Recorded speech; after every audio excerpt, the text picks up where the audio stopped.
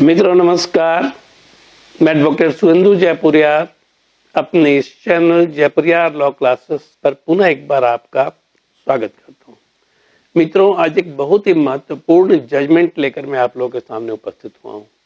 ये जजमेंट है supreme court का 2025 का, जिसे honourable justice mister Deepankar Dhulia और जस्टिस प्रशांत कुमार मिश्रा ने मिलकर डिलीवर किया। ये जजमेंट है किसी भी क्रिमिनल केस के क्वेश्चन को लेकर यह जजमेंट आया, जिसमें उन्होंने article 226 of the Indian constitution के तहत जो क्वेश्चन का प्रावधान है उसकी चर्चा की है और सेक्शन 528 ऑफ द बीएनएसएस भारतीय नागरिक सुरक्षा संहिता के तहत जो प्रावधान है उसकी उन्होंने चर्चा की है। आप लोगों को यह पता ही होगा कि आर्टिकल 226 के तहत भी किसी भी केस को क्वैश कराया जा सकता है रिट के द्वारा, और 528 बीएनएसएस के द्वारा भी एक्सक्लूसिवली क्रिमिनल केस को क्वैश कराया जा सकता है। लेकिन दोनों में अंतर है यहाँ, इसलिए मैं स्पष्ट करने की कोशिश कर रहा हूँ। और यह मैं स्पष्ट नहीं कर रहा हूँ, इसे सुप्रीम कोर्ट ने स्पष्ट किया है। मैं उससे सिर्फ उस जजमेंट को डिकोड करके आपके सामने रख रहा हूँ। यहाँ पर मैं दो केस का रेफरेंस दूंगा। एक 2024 में सुप्रीम कोर्ट ने जो जजमेंट दिया था Neeta Singh versus state of UP के केस में, और दूसरा जो केस है अभी 2025 में जिस पर उसने जजमेंट दिया है वो है Pranjal Kulkarni versus state of Maharashtra का केस। अभी सितंबर 2025 में ही इस पर जजमेंट आया। यह मामला है क्या? बॉम्बे हाई कोर्ट ने एक रिट याचिका को डिसमिस कर दिया। ये क्रिमिनल केस को क्वैश करने के लिए एक रिट याचिका फाइल की गई थी और ये फाइल किया गया था प्रांजल कुलकर्णी के द्वारा, जिसे उसने क्वैश कर दिया। क्यों क्वैश कर दिया? उसने यह कहा कि article 226 of the Indian constitution के तहत कोई भी याचिका, क्रिमिनल केसेस जो है उसकी कोई भी याचिका जिसमें कोर्ट ने कॉग्निजेंस ले लिया है, मजिस्ट्रेट ने जिसमें कॉग्निजेंस ले लिया है, वह मेंटेनेबल हाई कोर्ट में नहीं होता है, वह इनफेक्चुअस है। उसमें उसने यह कहा कि सुप्रीम कोर्ट ने Neeta Singh versus state of UP के केस में ऐसा ही एक जजमेंट दिया था, जिसमें उसने यह कहा था कि आर्टिकल 226 के तहत यदि कोई जुडिशियल ऑर्डर को क्वैश करने की बात आती है तो वह मेंटेनेबल नहीं होगा, उसे उसकी सुनवाई नहीं हो सकती। यहाँ पर तो जहाँ दोनों चीजों को मैंने आपके सामने रखा। एक, बॉम्बे हाई कोर्ट ने जो केस कोर्ट इन्फेक्चुअस मानकर डिसमिस किया उसकी बात मैंने कही, और जो रेफरेंस दिया नीता सिंह के केस का उसका भी मैंने रेफरेंस दिया। अब यहाँ दोनों में अंतर को समझिए क्या है। आर्टिकल 226 और आर्टिकल 528 के अंतर को समझिए, और ये अंतर को सुप्रीम कोर्ट ने अपने अभी के जजमेंट में जो 2025 का जजमेंट उसका स्पष्ट किया है। Article 226 of the Indian constitution के तहत वैसे केस को क्वैश किया जा सकता है या उसकी याचिका दायर की जा सकती है जिसमें कि एफआईआर हुआ है और चार्जशीट फाइल हुआ है। यहाँ पर एक बात को ध्यान दीजिएगा, एफआईआर के बाद यदि पुलिस ने चार्जशीट को फाइल कर दिया है तो एफआईआर और चार्जशीट को क्वैश करने के लिए article 226 of the Indian constitution के तहत हाई कोर्ट में रिट फाइल कर सकते हैं। लेकिन यदि कोर्ट ने वहां पर कॉग्निजेंस ले लिया, कोई भी जुडिशियल ऑर्डर पास कर दिया, तब ऐसी स्थिति में आर्टिकल 226 मेंटेनेबल नहीं होता है, क्योंकि वह एक जुडिशियल ऑर्डर है। ठीक है, जुडिशियल ऑर्डर है, और जुडिशियल ऑर्डर को क्वैश करना आर्टिकल 226 के दायरे में नहीं आता है। इस मामले में मैं ये कह सकता हूं कि क्रिमिनल केस के मामले में आर्टिकल 226 से ज्यादा section 520 of the BNSS act जो है वह ज्यादा प्रभावी है और ज्यादा व्यापक है। अब यहाँ पर केस क्या है इसको पहले आप जान लीजिए, तब आप बेहतर तरीके से इसको समझेंगे। कि प्रांजल कुलकर्णी जो है उसने उसके खिलाफ मजिस्ट्रेट के कोर्ट ने सेक्शन 420 के तहत और सेक्शन 406 और 409 read with section 34 of the IPC के तहत फ्रॉड का केस दर्ज किया। जो एफआईआर हुआ था उसमें पुलिस ने उसमें चार्जशीट फाइल की और कोर्ट ने कॉग्निजेंस ले लिया, मतलब जुडिशियल ऑर्डर चला आया। अब इसको केस करने के लिए मिस कुलकर्णी ने बॉम्बे हाई कोर्ट को अप्रोच किया। अब बॉम्बे हाई कोर्ट को जो उसने अप्रोच किया तो उसके वकील ने थोड़ी एक बुद्धिमानी करी। उसने article 226 along with section 528 of the BNSS के तहत याचिका दायर करी। ध्यान दीजिएगा, इसमें एक तो क्वेश्चन के लिए याचिका दायर होती है, वह सीधे होती है article 226 of the Indian constitution के तहत।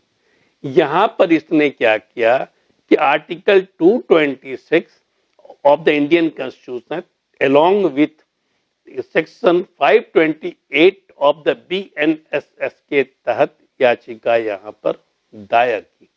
मतलब दोनों को अलग अलग नहीं किया, एक ही साथ उसने किया।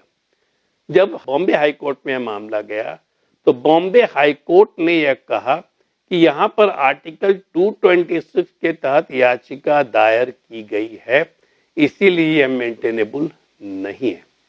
लेकिन हाई कोर्ट ने यहां पर इस चीज को ध्यान नहीं दिया कि यहां पर सेक्शन 528 ऑफ द बीएनएसएस के तहत भी यह याचिका दायर हुई थी, क्योंकि उसके साथ लिखा हुआ था along with 528 of the BNSS.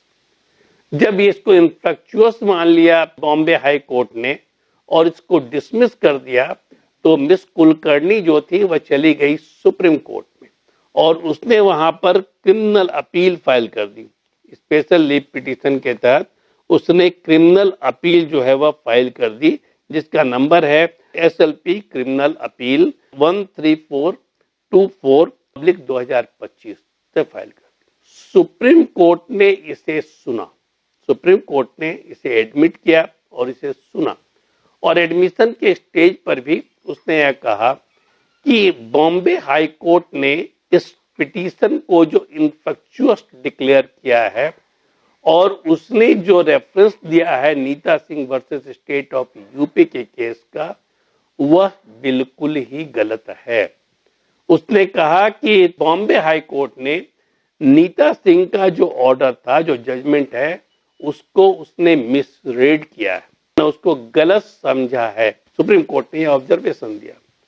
उसने यह कहा कि Neeta Singh versus state of UP का जो मामला था उसमें नीता सिंह ने आर्टिकल 226 के तहत ही सिर्फ याचिका दायर करी थी और जो वह याचिका दायर हुई उसके पहले कोर्ट ने कॉग्निजेंस ले लिया था।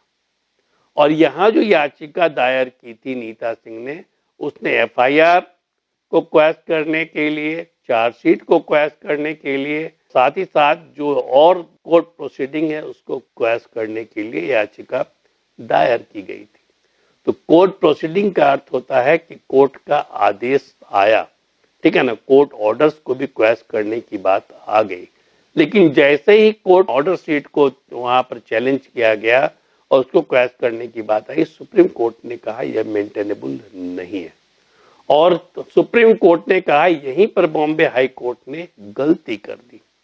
बॉम्बे हाई कोर्ट ने यह नहीं देखा कि जो याचिका दायर की गई है बॉम्बे हाई कोर्ट में मिस कुलकर्णी के द्वारा, उसमें article 226 of the Indian constitution के साथ साथ 528 ऑफ द बीएनएसएस के तहत भी याचिका दायर हुई है।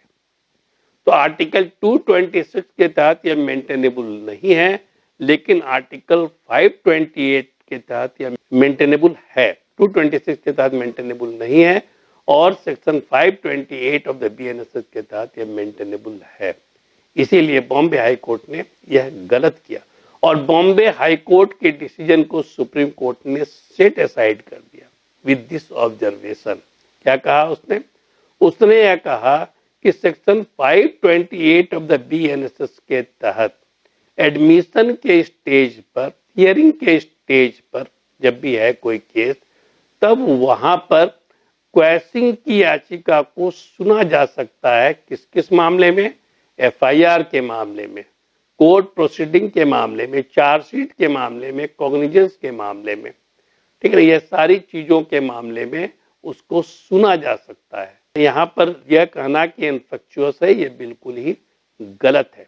और साथ ही साथ उसने हाई कोर्ट को यह कोर्ट केस को रिवाइव करने का आदेश दिया और कहा डिविजनल बेंच को यह अधिकार है कि वह सेक्शन 528 ऑफ द बीएनएसएस के तहत इस केस को की सुनवाई पुनः शुरू करे और अकॉर्डिंग टू लॉ इस पर अपना डिसीजन दे। तो मित्रों, मैं यहाँ बिल्कुल स्पष्ट कर दूं कि कोई भी व्यक्ति यदि क्रिमिनल क्वैशिंग के तहत कोई केस को फाइल करना चाह रहा है, खास करके मैं अपने जूनियर फ्रेंड्स को बतला रहा हूं कि केस को फाइल करना चाहता है, तो इस बात की जरूर तस्दीक कर ले कि केस का स्टेज क्या है। क्या सिर्फ चार्जशीट तक ही रुका हुआ है या चार्जशीट के बाद कोर्ट ने कॉग्निजेंस ले लिया? यदि चार्जशीट तक ही है तो आर्टिकल 226 के तहत या फिर सेक्शन 528 ऑफ द बीएनएसएस के तहत, दोनों में से किसी एक के तहत इसे कोर्ट में फाइल किया जा सकता है। लेकिन यदि कोर्ट ने कॉग्निजेंस ले लिया, कोर्ट ऑर्डर इशू हो गया, तो यह सिर्फ सेक्शन 528 ऑफ द बीएनएसएस के तहत ही फाइल किया जा सकता है। दोनों में बेसिक डिफरेंस यह है। तो मित्रों, मैं उम्मीद करता हूं कि आप लोगों को आर्टिकल 228 और सेक्शन 528 ऑफ द बीएनएसएस अच्छी तरह से समझ में आ गया होगा। ऐसे इंडियन कॉन्स्टिट्यूशन तो ज्यादा व्यापक है, तो 226 जो है वह सिविल के मैटर में पर भी एप्लीकेबल है, क्रिमिनल के मैटर पर भी एप्लीकेबल है, लेकिन सेक्शन 528 ऑफ द बीएनएसएस जो है वह सिर्फ क्रिमिनल केसेस के मैटर पर ही एप्लीकेबल है। कुछ मामलों में article 226 of the Indian constitution ज्यादा प्रभावी है, लेकिन कुछ मामलों में जैसे क्रिमिनल क्वैशिंग के मामले में सेक्शन 528 ऑफ द बीएनएसएस ज्यादा प्रभावशाली मालूम पड़ता है। उम्मीद करता हूं कि आप लोगों को ये वीडियो समझ में आ गया होगा और जो मैंने आप लोगों को जजमेंट कोट किया है उस जजमेंट को भी आप पढ़ेंगे। वो छोटा सा जजमेंट है, तो आपको बेहतर समझ इसमें आएगी। तो मित्रों, आप लोगों को यदि वीडियो पसंद आया है तो इसको शेयर करें, चैनल को सब्सक्राइब करें और लाइक जरूर करें। धन्यवाद।